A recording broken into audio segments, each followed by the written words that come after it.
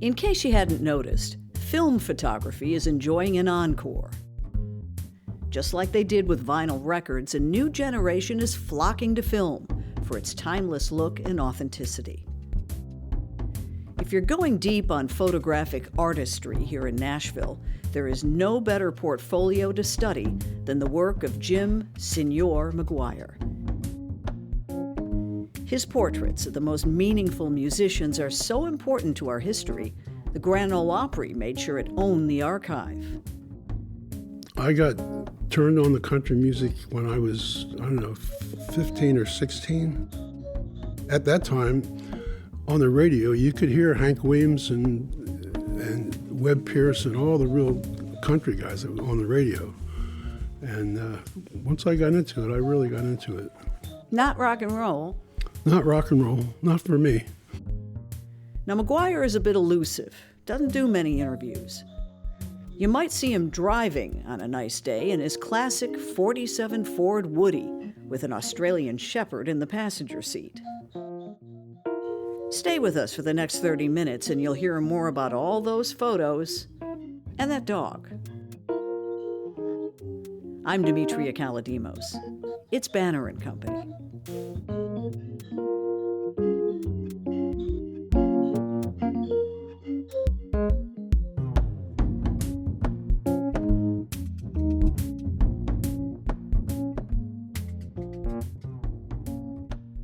Well, Jim, it's a privilege to have you here because I know you don't give a lot of interviews, and I appreciate you coming out of the darkness. Yeah, absolutely. It seems to me that you grew up in a time and place where TV wasn't really a big deal, music and movies probably were, and cars. Cars, yeah. When did you start tinkering with cars, and do you remember the first ones? Yeah, I was in high school. I always had a thing for, fast cars, especially hot rods. And when I was in high school, I bought a 35 Chevy, 5-window coupe, and I spent 2 years putting a Corvette engine in it and making a real hot rod out of it. And I did this before I had a driver's license. I couldn't drive it. So it took me 2 years to do it. And I've always been a car guy. And my parents at the time had a 49 Ford Woody station wagon. So I was in charge. They put me in charge of taking care of that car, keeping it on the road, keeping it clean. So I worked on that cars, but I always worked on cars when I was in high school. How'd you learn? Was there some old guy helping you, or were you just reading? I had help. I had buddies that were mechanics. Then, and just sort of learned, on my own. And just the guys around me were all car freaks. So everybody was into cars. All the guys that I hung out with were all into cars. What was the first car you had that you kept and drove? I kept my parents sold the Woody station wagon to me when they were ready to get rid of it, and I drove that for a couple years. And then after that, I had a beautiful 54 Ford glass top. The one that had it wasn't a skylight, but it was a glass top. I forget what it was called, a glass top. I drove that for a long time. So it was. Cars were the thing back then. Everybody. All the kids I hung out with were all car freaks. So why didn't you end up a professional mechanic and just stay in that lane? Well, I thought about it, but my dad. He saw that I worked on the cars and had this mechanical ability, so he wanted me to go to engineering school. So I went to mechanical engineering school for a couple of years, and it didn't fit me. I didn't like it. I worked at it, but it just wasn't for me. So I didn't continue with it. But I worked on cars, but I never had the ambition to really start a garage or really work on cars full time. It was just something I enjoyed doing. I know you got your first whiff of country music, too, when you were like a preteen, right? Yeah. I remember I worked at a Boy Scout camp, and every night the counselors were all guys like in their 18, 19, 20 years old. They're all young, but every night they sat in this room and they drank beer. And I was the guy that was assigned to go, when they ran out of beer, I was the guy that was assigned to go get more beer for them, at the kitchen. And I can remember walking into that room one night and hearing Hank Snow singing Spanish Fireball. And that floored me. I mean, it just absolutely stopped me in my tracks. And that's when the first thing that turned me on to country music. Once I heard that song, and I started really getting into Hank Snow and all the stuff that was being played on the radio. Because at that time, on the radio, you could hear Hank Williams and Webb Pierce and all the real country guys that were on the radio. And once I got into it, I really got into it. Not rock and roll. Not rock and roll, not for me. I mean, the closest I came to rock and roll is when the Sun Records stuff came out, when all the stuff from Memphis, the Sun Records, Johnny Cash, and all the rockabilly stuff started to happen. But for me, it was just, man, that 50s country music that's where it was at for me. I loved it. Now, I know you enlisted in the Air Force and you volunteered to go to Vietnam, but we were still technically just, we were always technically just advisors, right? But was Vietnam dangerous at that point? Well, I guess it was. There was still a lot of fighting going on. I mean, I volunteered because I was in the Air Force. I had one more year to go in the Air Force, and they gave me the option of staying in Midwest City, which was Tinker Air Force Base outside of Oklahoma City, or going to this other country that I'd never heard of, where they told me they were setting up air bases, and I was a weatherman at the time, so they needed, wherever they set up air bases, they needed weather. So I had my choice of either staying at Tinker for another year or going to Vietnam. So I went to Vietnam. And it turned out to be one of the best decisions I ever made. Because when I went over there in June of '64, and there were 13,000 GIs there then, and a year later when I left, there were 200,000. That was the first buildup. But there was still a lot of action going on. I mean, thankfully, I didn't get to see a lot of it, but that's where I started taking pictures, Yeah, with what kind of equipment? Whatever they issued you, or no? I was in the Air Force, but I was stationed at an Army air base, not an air base really. It was just a helicopter detachment, and it was right in the center of the Mekong Delta. And I was part of the weather squadron there. We're giving weather to pilots. And one day, the base commander came in, and they said they needed somebody that knew how to use a camera. And I didn't volunteer because I knew that you never volunteer for anything in the service. But my captain, the guy that I was working for, volunteered me. He said, McGuire knows how to use a camera. So that's how I got started doing it. They needed somebody to, at the time and the location where we were, they didn't have good maps. So they needed somebody to go up in an airplane and take pictures of the terrain.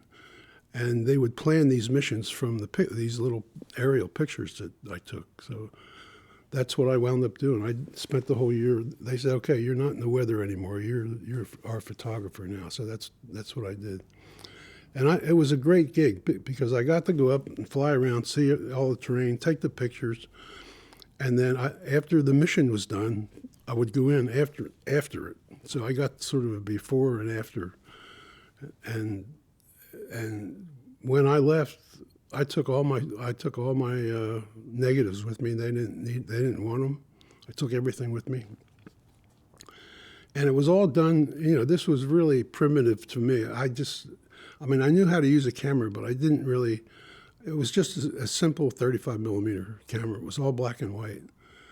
And I had never developed film before, but they went downtown to this little village that was next to us, and went to a portrait photographer and had him come out and show me how to develop film. That's where I developed my first film. With what kind of gear? Like in a tent somewhere? It was in a tent because there was no darkroom. There was nowhere. You had to do it at night. The only time we could develop film was at night when it was dark.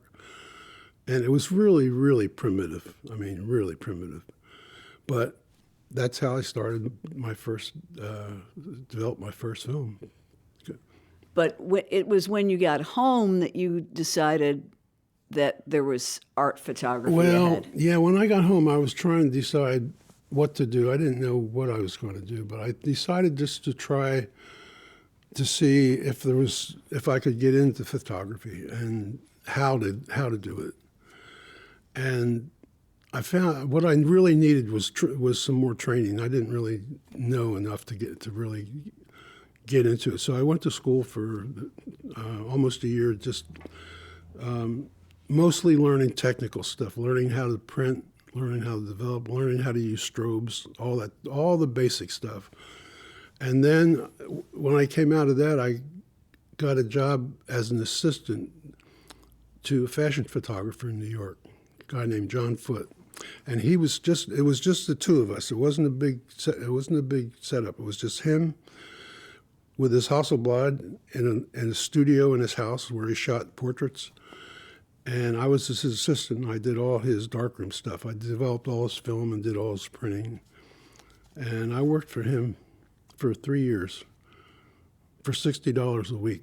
Oh, wow. I lived in New York for $60 a week. And lived okay. Yeah.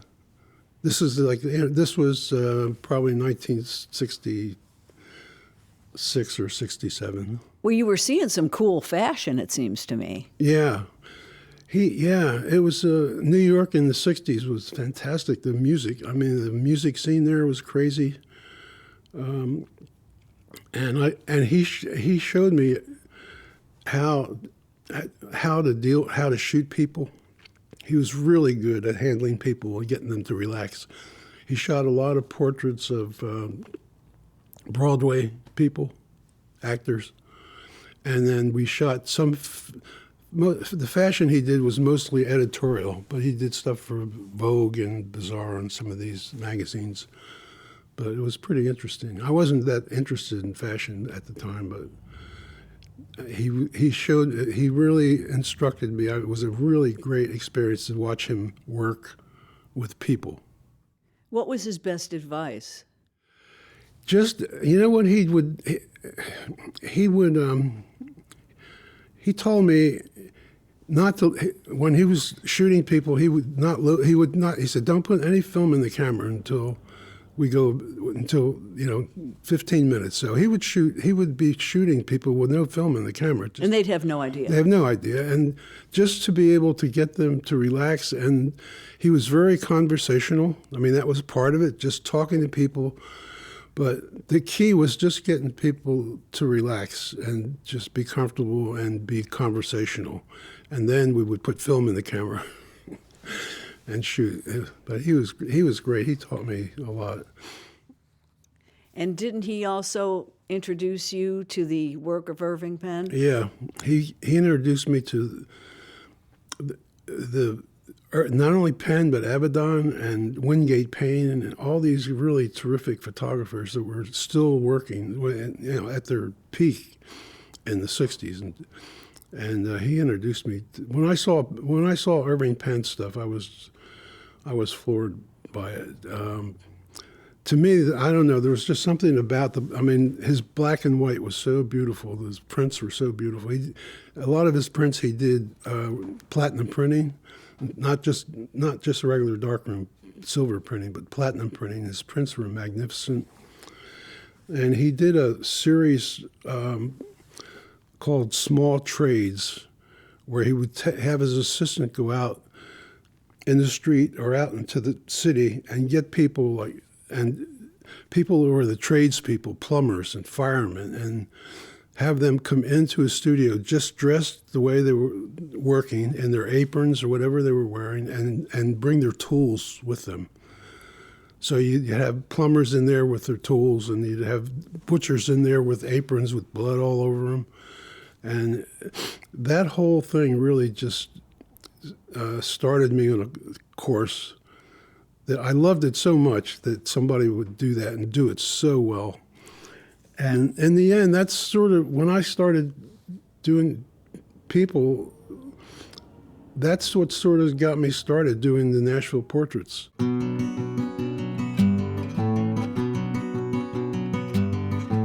It's Banner and Company. I'm Demetria Kalodimos, and we'll be right back.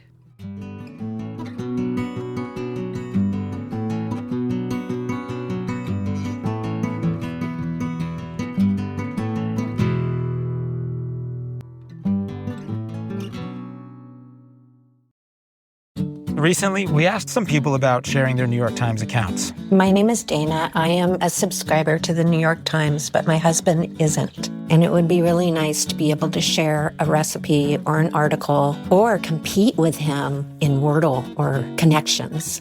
Thank you. Dana, we heard you. Introducing the New York Times Family Subscription. One subscription, up to 4 separate logins for anyone in your life. Find out more at nytimes.com/family. It was the same thing Penn was doing, kind of having people just come in dressed the way they're normally dressed and have their tools with them, their instruments. And that's what started the Nashville portraits. And that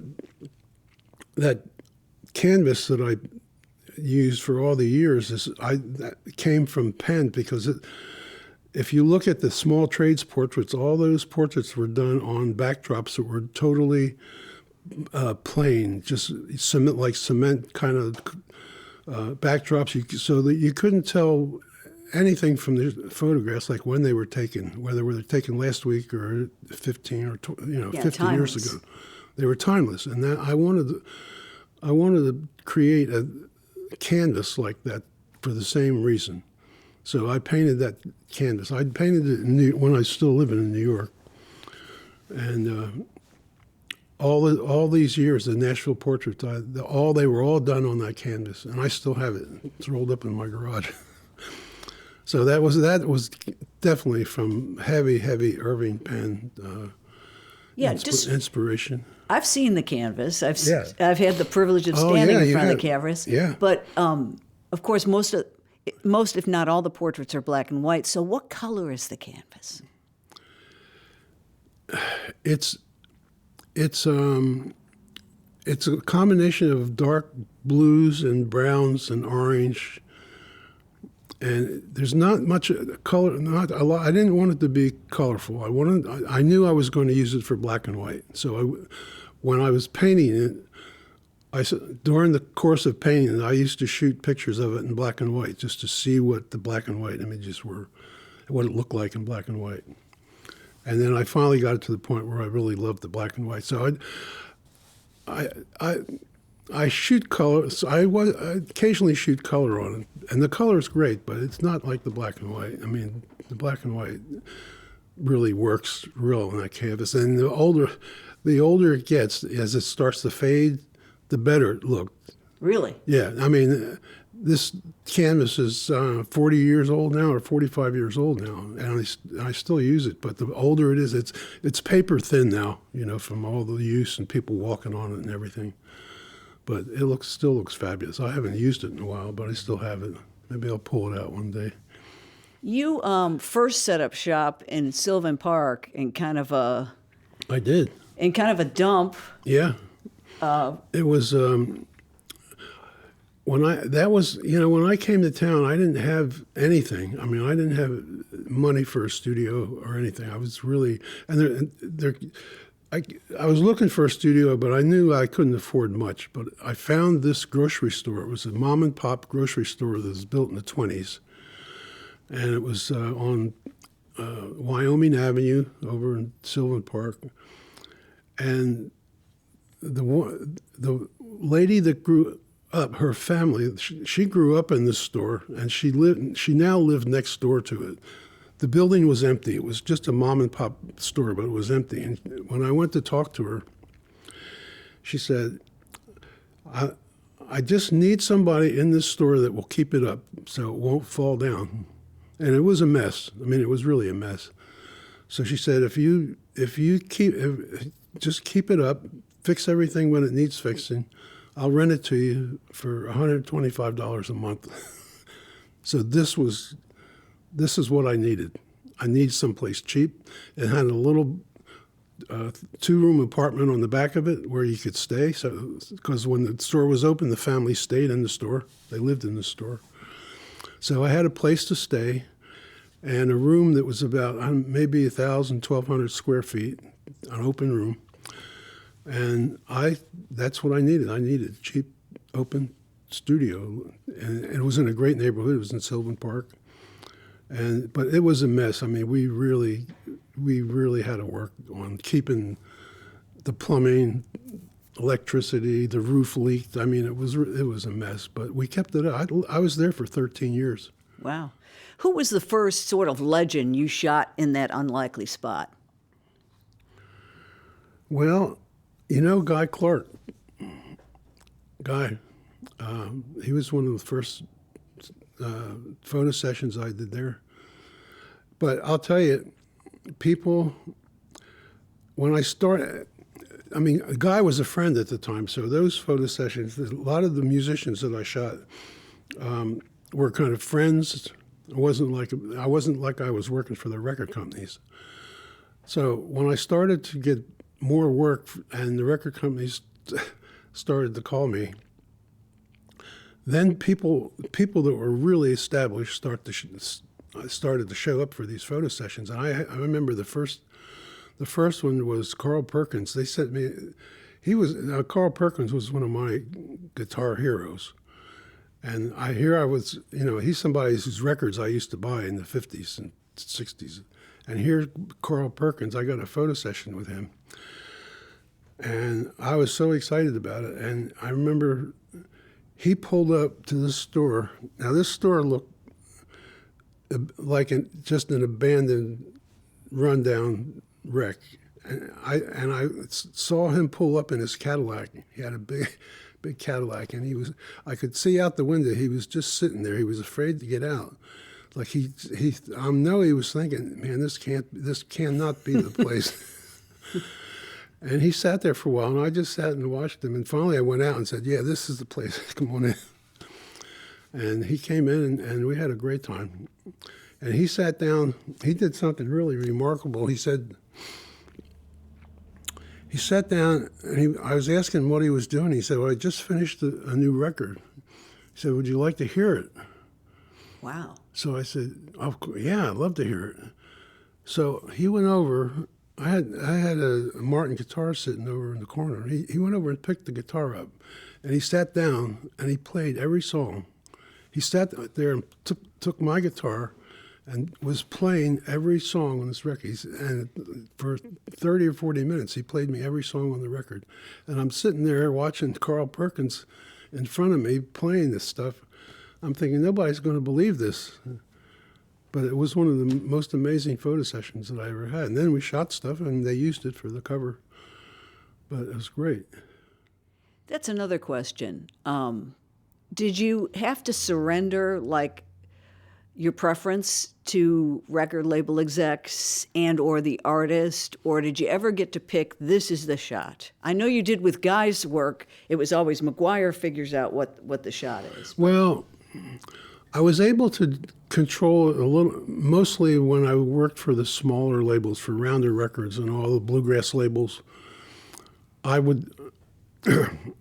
would make suggestions, and then the artist would decide whether they wanted to use it or not. But for the major labels, I didn't have any control over it, because all the major labels had art directors that were in charge of the whole photo session, deciding where we were going to do, what it was going to look like, and then when it was all done, it was up to them, and it was up to them and the artist to decide what they wanted to use. I didn't really have any input. Did you mostly concur, or did it disappoint you? Both, half and half. Yeah. I mean, sometimes they picked the right ones, and sometimes they didn't. But I didn't have any. I didn't. Once the photo session was done, and I turned it over to the label, that was theirs. You know, I didn't really have anything much more to do with it. You know, all I could do was make suggestions. But sometimes they picked the right one, sometimes not. But this whole time you're doing your portraits too. If someone will stick around, right? Yeah, I got the idea of doing that since I was really starting to work with some of the major artists. I was always doing portraits of my friends, all my buds. I always was doing the black and white portraits. But then when I started working for the labels, I always asked the person, whoever we were shooting, if they would let me shoot a couple rolls of black and white of them, and no one ever refused me. So after the photo session, after we did everything the record company wanted, they would just stay, and we'd shoot like 2 or 3 rolls of black and white, and that's where all the Nashville portraits came from. A lot of them, most of them. Yeah, and it was great. They're too numerous to even mention, but do any still sticking out in your mind as like magical moments? Well, one, I guess the Bill Monroe photo was one of them. Now, Bill Monroe is a guy that was one of my heroes too, musically. I mean, he was the guy, and I'd never photographed him before, but his manager brought him by for some new portraits, and we finished the session that they wanted. We got everything they wanted, and I told him, I said, I think we have everything we need. Thanks to you so much. And he said, would you do one more for me? So of course, and he took that mandolin and cradled it like a baby. He held it like a child. And that's where that famous picture came from. That was not my idea. That was his idea. But he was carrying around that idea from somewhere. And I later found out that he'd just gotten that mandolin had been destroyed. And it was to be repaired. It took him a couple years to repair this mandolin, and he'd just gotten it back. So he's got his baby back after it's being destroyed, and he held that like it was a child. And that picture is, I mean, that's where that photograph. When he held that mandolin like a child, holding it like a baby, I just couldn't believe what I was seeing. But it was his idea. It's Banner & Company, and my guest is the incomparable Nashville portrait photographer Jim McGuire. We'll be right back.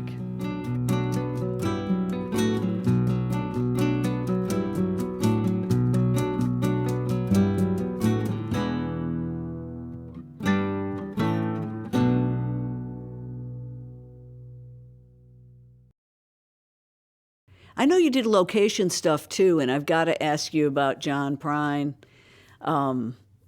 Was that idea because he looked like the big boy statue? Oh, no, not at all. I've discovered driving up on Interstate 40, there was a warehouse you pass, and one day I was driving there and saw it was a time when they pulled all the big boys out of all the Tennessee restaurants. So they had 160 big boys in a parking lot that you could see from the interstate. And once I saw that, I said, I had to go look at it. So I went and saw it. And it was just in a big parking lot. It was open. It wasn't fenced in or anything. And John Bader, the painter, friend of mine, I told him about it. He said, well, we got to go out there. So we went out there, and it was a field of big boys as far as you could see. It was so bizarre. And I remember saying, you know, we got to buy these. Something has to happen with these. So they didn't know what they were going to do with them. but they were they were redoing the restaurants, and they just took them out, and they didn't know what they were going to do with them. So we used to go out there. We used to go out and just hang out with them and just walk through them, and it was like It was Jurassic Park with big boys. It was. And then and John found out about it, Prine found out about it, and he wanted to go out, so he took his guitar. We just went out to hang out. There wasn't any big plan or anything, but he just wanted to go out, and he took his guitar with him. And that picture of him playing with the big boys, he just took the guitar out and started playing, and I was shooting. There wasn't any kind of a big plan or anything. Did you always have a camera with you? I did at the time. I carried one a lot back then. But we wanted to buy these big boys and take them to a friend of ours' farm and put them out in the field so that there was a whole field of big boys. And we negotiated with them and tried to buy it, and they just once the lawyers got involved, they weren't going to sell them. Right. So they turned out that they trucked them all up to someplace in the Northeast, in Delaware or someplace, and destroyed them all. Oh. Were they plaster at the time? No, they're fiberglass. Oh, okay. But they wouldn't. So they could have lived. Oh yeah, but they didn't want anybody to have them. That was the whole thing. It was the lawyers got a hold of it. So they went and destroyed all of them. They trucked them up and destroyed them all. So that's why they're so valuable now, because they destroyed them all. But Prine must have loved him especially because his company logo looks like the big boy. Well, that's where that came Yeah. from. I mean, Bader designed that logo, and it came from hanging out with the big boys.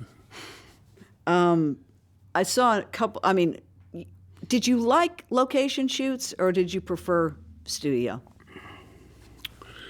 I liked the location shooting if we went someplace interesting. I didn't like just going outside unless it was someplace that was really interesting. Because at the time, the record labels, they had a lot of money back then. That if they wanted to shoot something a little bit different, they would send us out to Arizona or to Colorado. So, we took the Judds to Mexico. So if it was that kind of a location, it was really interesting. It was great. But otherwise, I really loved the studio. Yeah. And through the years, your cars and your dogs have made cameos. Yeah. Which are kind of unforgettable. Was that just accidental, or? Well, I love cars and I love dogs, and I especially love old cars. I mean, I drove El Caminos I had different year El Caminos for years. That was my main car for years. And I found, the station wagon I bought in 1975. So I've had the Woody for 50 years now. And that was, restored it. It took me 3 years to restore it the first time, and I drove it for 20 years and then restored it again. But and the dogs, I just always been crazy about dogs. How close is that to your family, Woody? Well, this is the one I have is a 47. They had a 49, and that was a little bit different body. The 49 is the first year where they came out, where they had a more rounded character to it. The 46 and 47s were more square, and it had a different engine.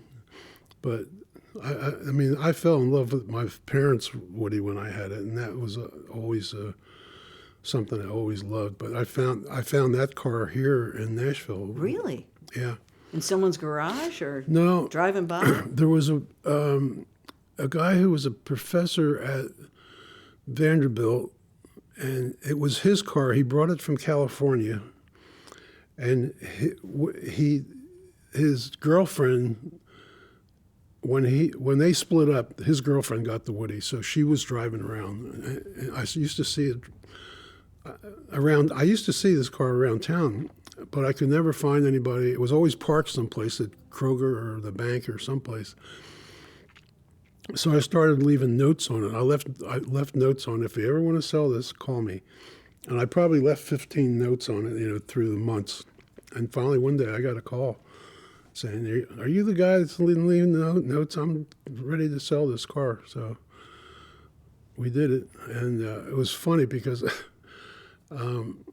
it was at a time when I had no money, and I had just finished selling a bunch of prints to the Opry for the first big Opry book that they did, and the check came in the mail that day, and it was for $2,500, and I had a check sitting on my desk for $2,500. Now, at that time, I could have lived for 6 months on $2,500. I mean, and the phone rang, and it was this woman with the car asking me if I wanted to buy it. And I said, "Well, I want to buy it. What do you want for it?" And she said, "Well, I don't know. What will you give me for it?"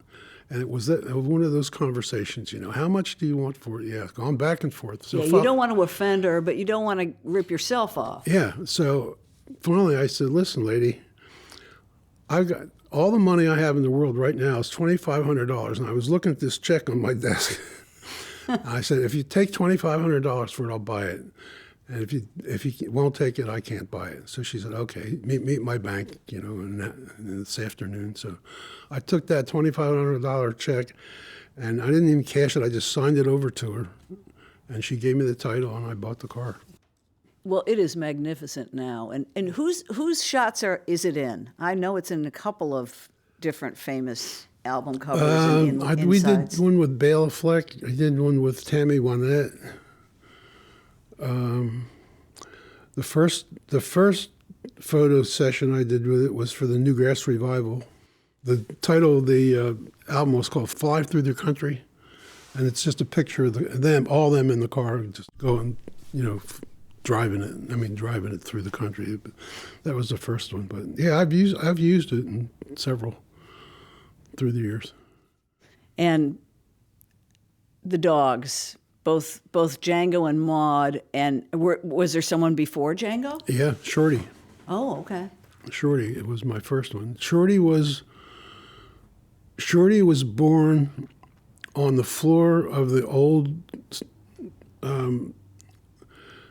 warehouse, the old country store, my first country store. And I was married at the time, and my wife's dog had pups on the floor of that old store in Sylvan Park, and Shorty was the first one. She's an Australian Shepherd, and she was the first one. So, and I fell in love with these Australian Shepherds. They were just really great, smart dogs, and so she was good. I had her.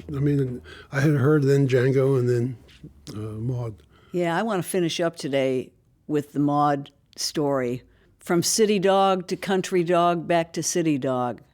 The only time I ever broke the rule on television, they said you can't do favors for people, you can't do lost dogs and lost cars and other things.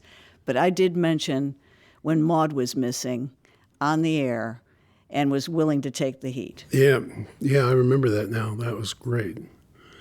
Now, but she wouldn't pay. She wouldn't. She was a pup, so it takes these shepherds about 2 years to really grow up where they'll pay attention to you. But she would run out on the street. She just wouldn't behave. I couldn't teach her anything. She wouldn't listen to anything, and I had to keep her tied up all the time. And I hated keeping her tied up. So I called the people where I got her up in East Tennessee, and I said, "Look, this dog's not going to make a city dog." And they said, "Well, bring her back here." He said, "We'll keep her on the farm." So I took her back up on the farm where I got her. And she was up there for maybe 6 months. And one day I just decided, I was driving up that way anyway, I'm going to stop in and see how she's doing. So I stopped in, and first she didn't know who I was.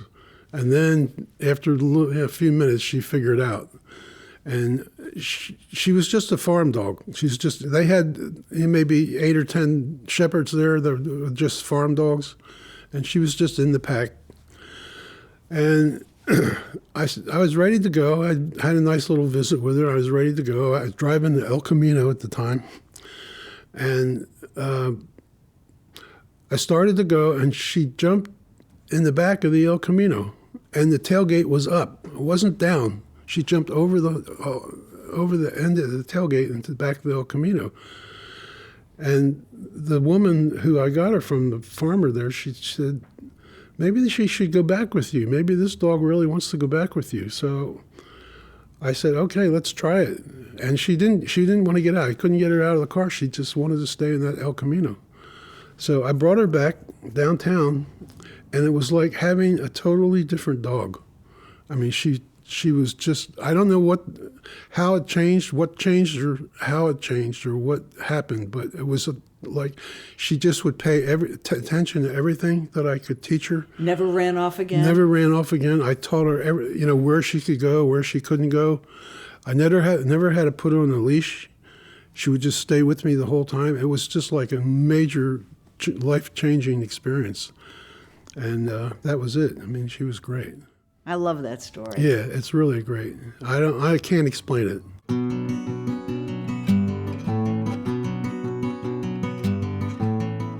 Banner and Company is a production of the new Nashville Banner.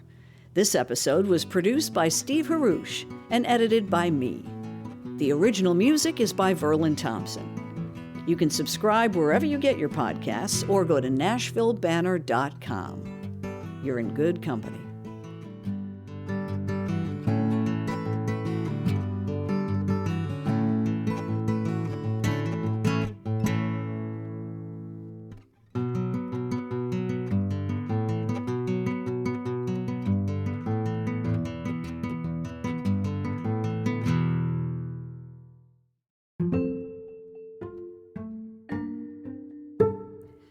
The last thing we do on this podcast is the final question, which is in the fishbowl.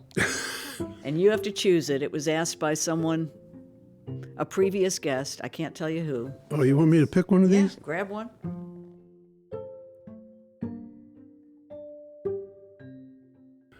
From Serena K. Gilbert. What do you think brought you to this mic? Well, to be honest, Demetria and I have been talking about this for years. That's right.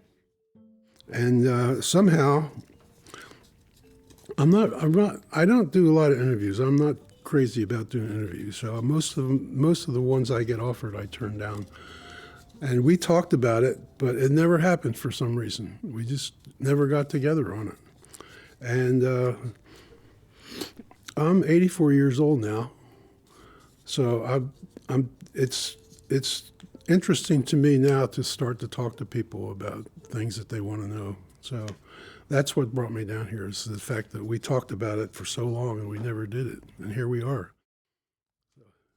And you've made me very happy. Thank you, Jim. Thank you. It's been comfortable. It's been great.